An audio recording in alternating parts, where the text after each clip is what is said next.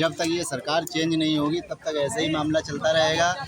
इसी तरीके से हम लोग धरने आंदोलन करते रहेंगे, क्योंकि बाबा साहब ने एक चीज़ कहा था कि जब संविधान को अगर चलाने वाला अच्छा नहीं है तो वे एक कापी का बना पुलिंदा है। तो आज इसी तरीके जो संविधान की धज्जियाँ उड़ाई जा रही हैं, आज उसका एक यही जीता जागता उदाहरण है कि उसको चलाने वाले लोग अच्छे नहीं, पढ़े लिखे लोग अच्छे नहीं हैं। एक चीज़ पेरियार जी कहते थे कि अगर युवा राजनीति में हिस्सा नहीं लेता है तो आपके ऊपर अनपढ़ लोग शासन सत्ता करने के काबिज हो जाते हैं। तो आज वही समस्या है, हम युवा राजनीति में बढ़ चढ़ कर हिस्सा नहीं ले रहे हैं, इसलिए आज अनपढ़ लोग हमारे ऊपर शासन सत्ता कर रहे हैं और हमारे संविधान को ख़त्म करने की बात कर रहे हैं।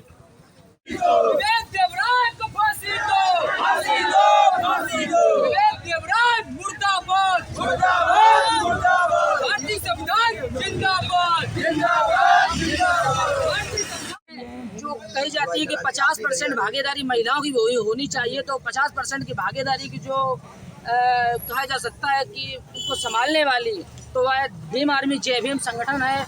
उनकी जो है मंडल की प्रवक्ता है वो भी हमारे साथ है, मैं उनसे बात करूंगा। तो आप इस आंदोलन को किस तरह देखती हैं? ये सामूहिक आंदोलन जो आज किया गया है, इसमें हमारे समाज की SC ST OBC और माइनॉरिटी के लोगों के लिए एक बहुत बड़ा ही आगाज़ है, जो सरकार बदलने के काम करने के लिए उसका सहयोग कर रही है। और ये जो विवेक देवराय हैं, इन्होंने एक बयान में कहा है कि 2047 तक ये संविधान पूर्ण रूप से बदल दिया जाएगा। तो मैं इस सरकार को बता देना चाहती हूँ कि बाबा साहब के अनुयायी अभी जिंदा हैं और ये काम इतनी आसानी से तो आप नहीं कर सकते। इसके लिए आपको बहुत बड़ी कुर्बानी देनी पड़ेगी। और ये समाज जाग चुका है और बहनें बेटियां भी जाग चुकी। जिस तरह से उसमें मणिपुर में जो कांड हुआ है, आप देख रहे होंगे कि ये इतनी अभद्र सरकार है, इतनी भ्रष्ट सरकार है।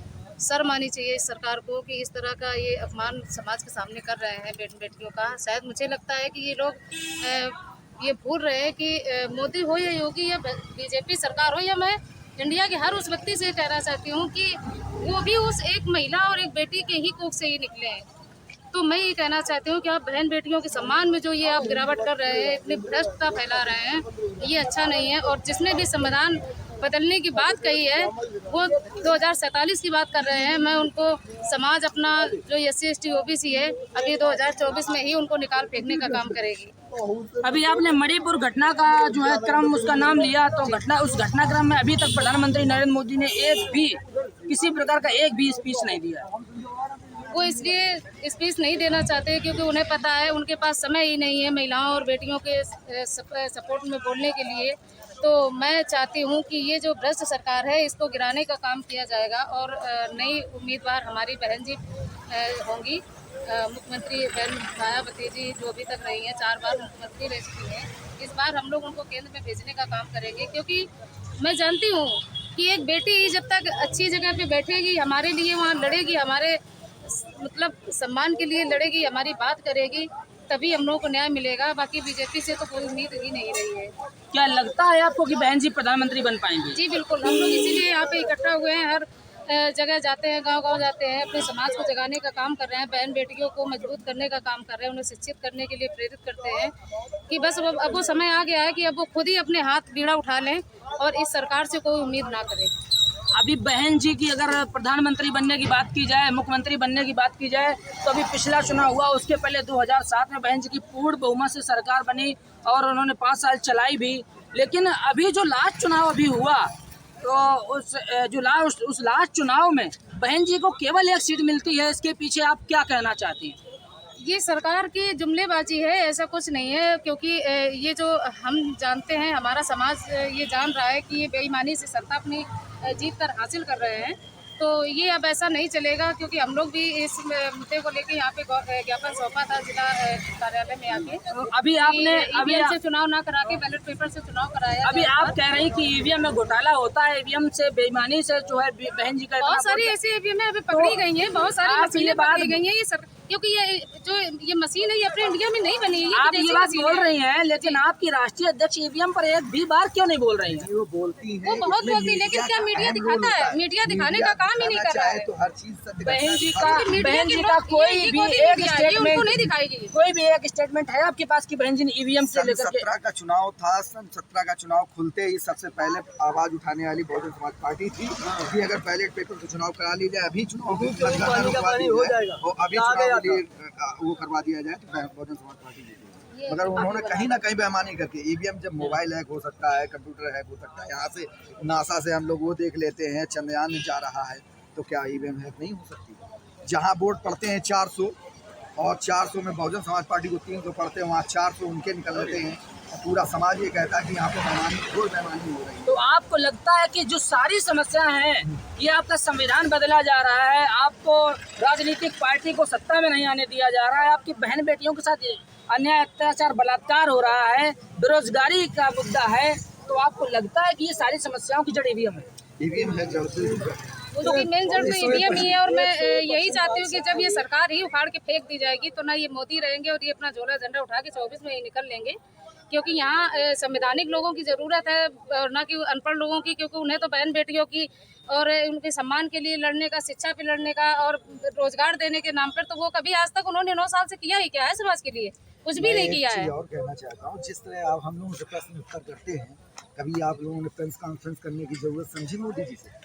अभी आप लोग ईवीएम की बात कर रहे हैं, तो क्या ऐसा सोचना चाहिए बहुजन समाज के लोगों को, हम लोगों को ऐसा सोचना चाहिए कि सारी समस्याओं को खत्म करके केवल ईवीएम के लिए आंदोलन किया जाए? ईवीएम के लिए आंदोलन किया जाए, ईवीएम के साथ साथ समाज के लिए भी। और सरकार कैसे खत्म होगी, आप बताइए? लोगों को दिखाना बंद नहीं करेगी, सरकार कैसे नहीं खत्म चलेगा ना। सरकार जब लग हमारी समाज एकत्रित नहीं होगी, हमारी समाज वोट डालती है, लेकिन हमारे नेता को वोट ही नहीं मिलता है। वोट सरकार कैसे गिराएगी? वही है ना, तो जब ईवीएम हटाएंगे तभी सरकार गिराएगी ना, तो इसके लिए ईवीएम हटाना होगा। कुछ कारण उसका ये है कि कुछ लोग, जैसे कि हर जगह पे हमारी समाज नहीं बैठी है, वो लोग हर जगह पे बैठे, हर पद पे बैठे हैं, और हम लोग वहाँ पहुँचने नहीं दिया जाता है हम लोगों को, और वहाँ से ही लोग काटा छाटी कर और मेन मिलता है ईवीएम है, क्योंकि ईवीएम उन्हीं के हाथ में रहता है, गाड़ियाँ उनकी हैं, अधिकारी उनके हैं, सत्ता उनकी है, वो अपने हिसाब से दुरुपयोग करते हैं। अगर ईवीएम हटाई जाती है, ईवीएम के खिलाफ कोई भी संगठन काम करता है, तो उसमें आप आएंगे? बिल्कुल आएंगे, हमारे साथ और खेलेंगे, युवा हैं, खुल के आएंगे भाई साहब, खुल के।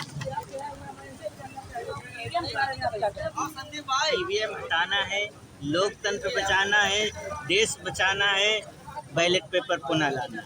ईवीएम को लेकर आप लोग गांव-गांव चर्चा क्यों नहीं करते हैं कि जब कोई घटना हो जाती है तो उस घटना को मुद्दा बनाकर हम लोग मुख्यालय घेर लेते हैं, कार्यालय घेर लेते हैं, तो ईवीएम क्यों नहीं हम लोग हटाने का बात करते हैं? मैं ये बताना चाहता हूँ, जिस भी पार्टी में जैसे बसपा की बात करी, इसमें मनुवादी लोग, ज़्यादातर मनुवादी लोग भरे हैं और मनुवादी लोग ही इस समस्या को पैदा करते हैं।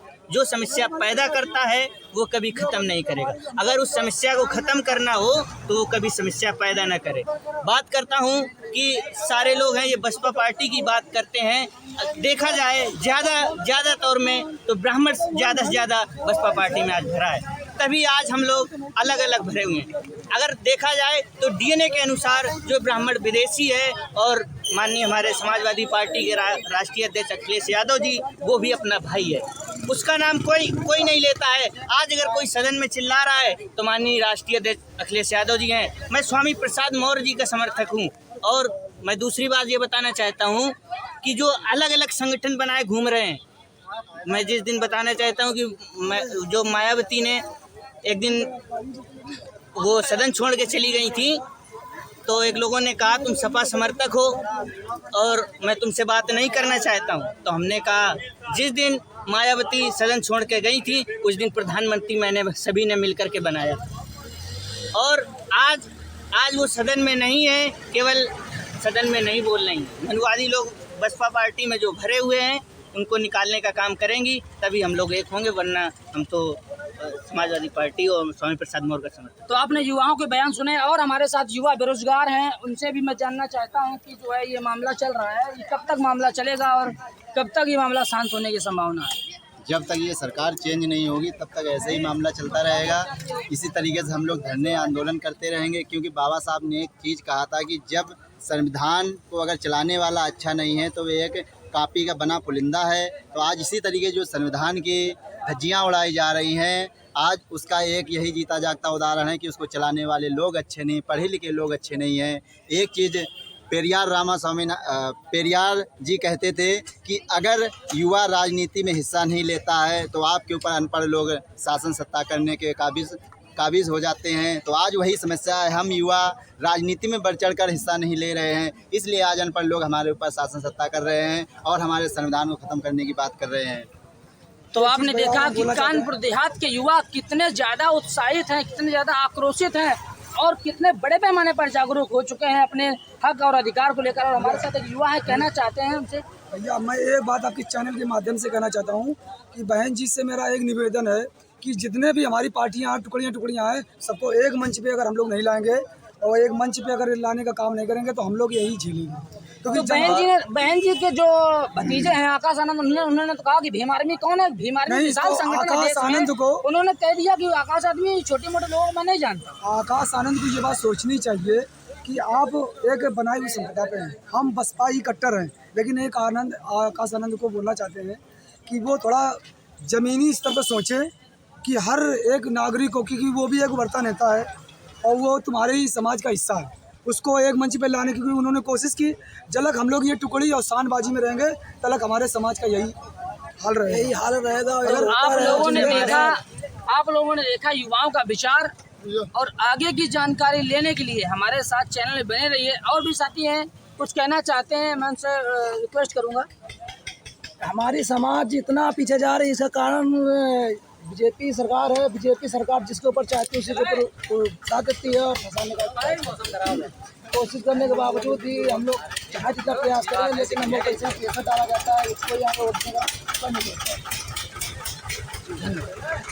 समाज के सभी भाई बहन अपने भविष्य का निर्माण करने के लिए बाबा साहब डॉक्टर भीमराव अंबेडकर तथागत गौतम बुद्ध के मार्ग पर चलने के लिए सतमार्ग रॉन्ग नंबर को फॉलो करें, लाइक करें, शेयर करें और सब्सक्राइब नहीं किया है तो सब्सक्राइब जरूर कर लें।